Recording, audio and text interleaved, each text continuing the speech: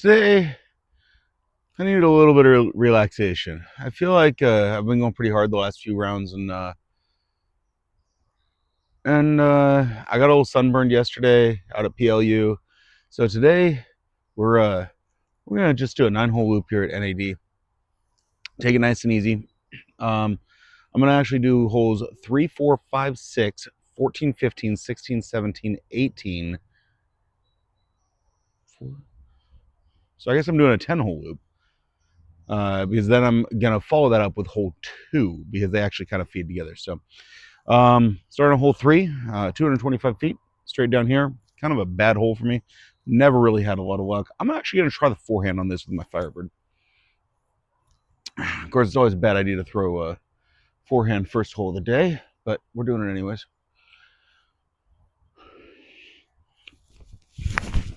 Oh, whoa! I threw it into the ground. It kicked out. I think we're fine.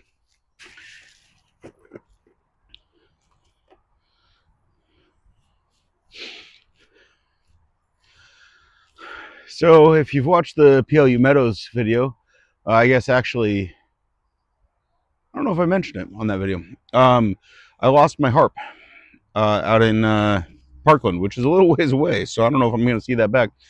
I do plan on buying another one because I actually kind of would like to do a comparison video with the harp. But the Discraft did their test flight series on the zones.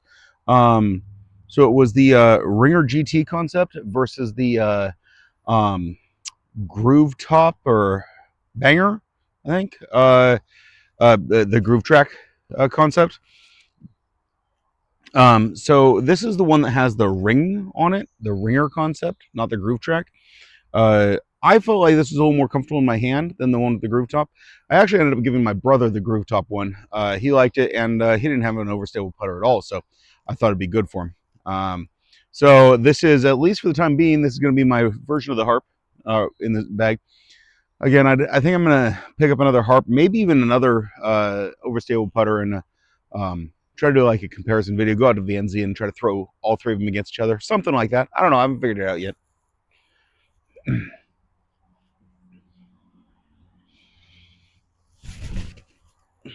Oh, if it comes out, it's not coming out soon enough. It's going to be a long putt. I'm not sure that's as stable as my harp. Tell you, I knew I was a little ways to the left, but I didn't realize I threw it 30 feet long. Oh, that's not it. Should be an easy tap in though. All right, hole 4, 188. It's really just straight back there, but there's so many trees in between here and there that it's a little bit of a challenge to get there. It's not really the distance, it's the not hitting trees thing. Weirdly, if you end up out to the right, there's a road out there that isn't that bad. I'm actually going to go with my evader, my Shelton Springs evader. I'm going to try to actually flex it out a little bit to the right and hope it comes back. That's the goal. Hopefully I'm not going to overshoot it.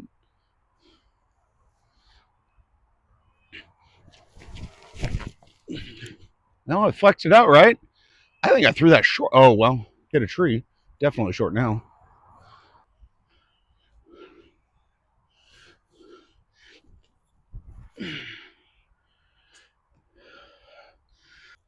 Welcome to the beautiful hole 5. 210-ish feet down there. Basket's pretty much straight up ahead. Can't really hyzer up too much to the right though, because there's stiff in the way. So you got all the airspace on the left side. Probably be a pretty good forehand. I don't know, that big tree in the middle might get in the way.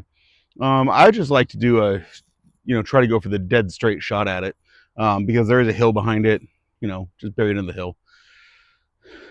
Not feeling real strong though today, so I don't know if I'm in there. I don't know, that was actually pretty good. I did get there. That might be a birdie putt. Oh, heck yeah. Actually been a while since I've had this good of a birdie look on this one. Easy. All right, hole 6, 177. Not a super long hole. It is a bit uphill though.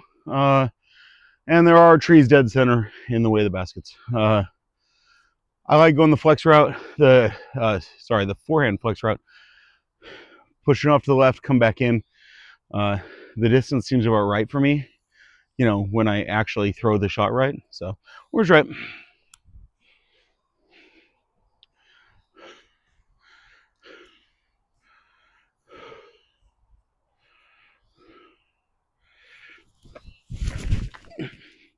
That could be really good. Oh, and I hit a tree. Of course I hit a tree. If I had thrown this, what, a foot farther, and I would have had a 18-foot putt. If I'd gotten this 4 feet farther, I would have been parked. Oh, well, I'm just not that accurate. So now we're trying the, I don't know, 24-footer.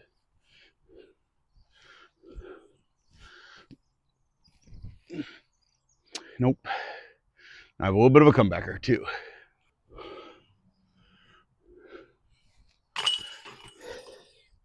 All right, par. I think that puts me at even for the round so far. So not too mad about that. So hole 14, 236. You either go straight down the path here between the narrow trees, or you have a little bit bigger gap on the forehand. It's not something most people catch, is the forehand route. I guess that's what they call a local line. I really like this forehand route. I have made it work, even though you guys have never seen me do it on video. So I'm gonna be stubborn. I'm gonna keep trying it.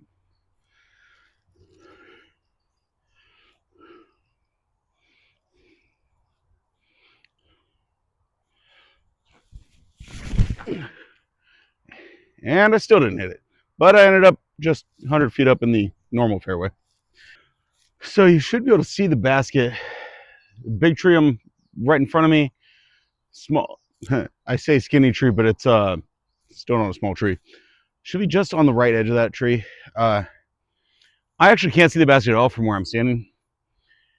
And there's a part of me that says it's probably a bad idea, but I'm going to try the forehand with the zone. Try to squeak in here and curve towards the basket. Oh, that's not going to come out of it. Yeah, I think I ended up 40 or 50 feet long and down the hill. Oh, wow. This is a worse position than I thought it was. I can't even straddle out enough to be able to see the basket all the way. So we're trying to just skim this tree and angle towards the basket. Well, except I got no oomph on that.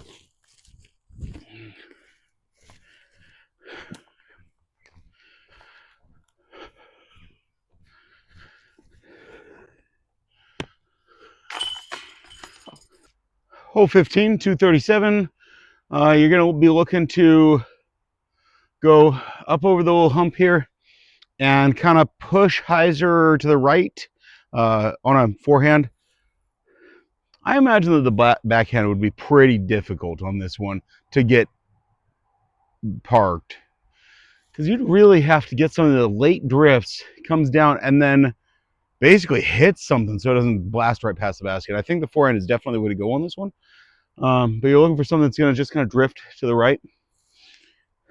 And so I'm going to go my Raider, see if I can get there.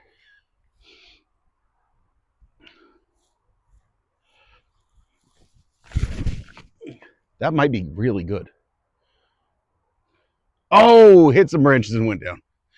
Yeah, so I didn't drift down the hill really at all, because I hit some branches up here somewhere and it just kicked me backwards. So I'm going to go with the interceptor.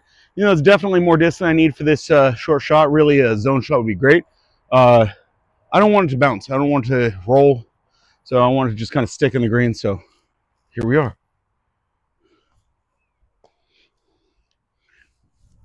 That wasn't the angle. It's going to stick there, but that's going to leave me 30 feet, 25. All right, I am less than 25. I was being all pessimistic. And watch, now that I give myself that credit, I'm going to miss the putt. Oh, thank goodness. Hole 16, 156, around here, up to the right. You guys realize these hole signs, these T signs, are still representing the old hole when it was up that way instead of that way. So I'm not real certain how long this one is. It can't be much longer. I don't think it's more than like 165. But it is on this left side. There is a nice corridor that goes right up the valley there. This is one where I think the backhand turnover is a good shot because you're going up such a hill that it's pretty easy to not throw it too far. So I'm going to throw my paprika and try to go up on the right side. What does paprika look like? Like, is it a flower? I don't even know what it is. I feel like I should have a stamp on this for whatever paprika looks like in its raw form. To be honest, I'm not sure.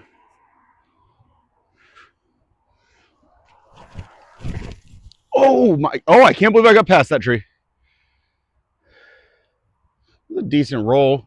I'm still probably 40 or 50 feet short. So it turns out paprika is just dried and ground red peppers of different varieties. And because it's different varieties, it can end up having a lot of different flavors. Fascinating. I did not actually know that. So I don't know how to put that on a stamp. Like, I'm thinking, like, what if I did like a mortar and pestle and a couple chili peppers? I don't know. This sounds like a lot more work than I was expecting. So I don't know if I'm going to do that.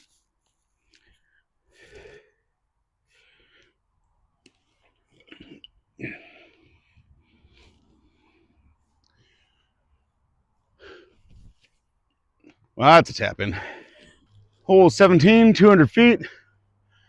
Down there on the right. I still feel like the forehand's the right play, even though I've had such bad luck with it recently. I just feel like it's the right play. I'm going to stick at it. I got to get better at this. So I'm going to keep going. Got to keep trying.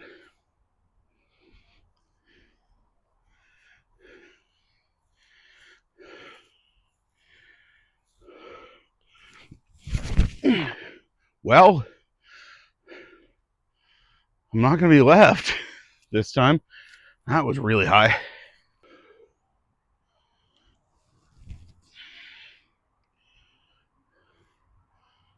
Unless that rolled down the other side, that's parked. Hole 18, 225. Pretty much just a dead straight shot. A little bit of space on the left, almost no space on the right. Though funny thing, really bad jail is the left. The right side actually has some open stuff back there. So I actually had a really good throw with a forehand the other day with this evader. So I figure I might as well stick with it, try it again.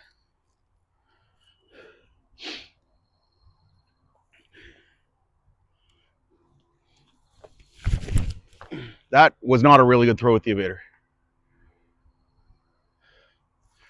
That is hopefully a par. Honestly, not a real good way for me to record this one. So I'm just going to do a backhand throw with the zone. Trying to just reach out and curve in.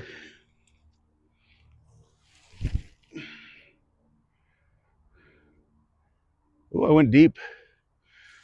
It's probably 15, 20 feet for a putt though, hopefully. I tell you, it's incredible what a week of dry weather will do for hole 18 here at NAD. It is still a little mucky, but it is a little mucky, not sinking 3 inches deep.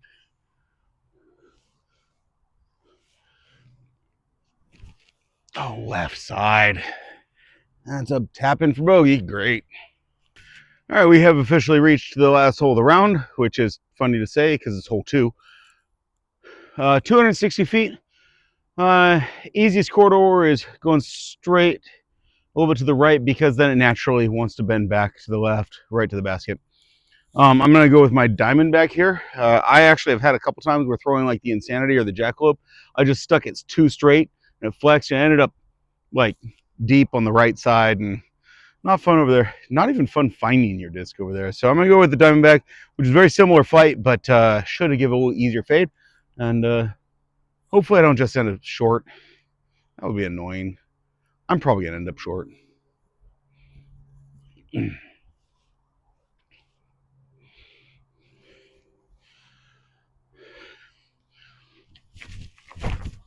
Especially when I throw like that. Well, that sucks.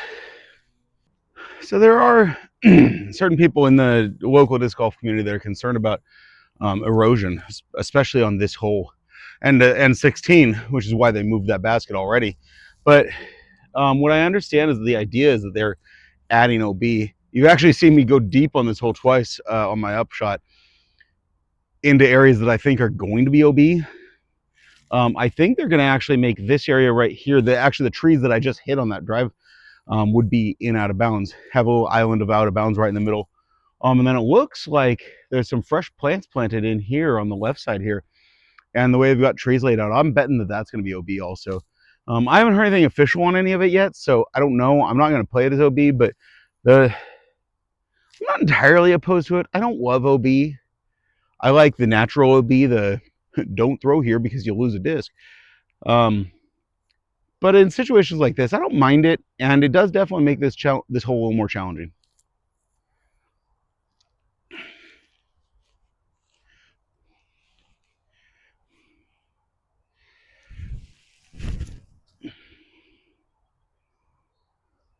Of course I hit another tree.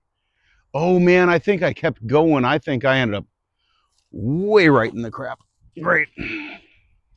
Well, that didn't end up nearly as bad as I thought it was going to.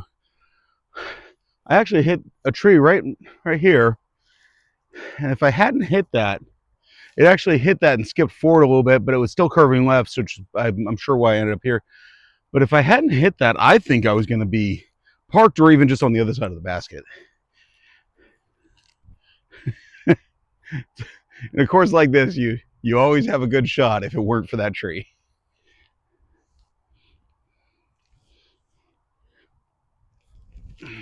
Too much. And this should do it for my round at NAD doing 10 holes.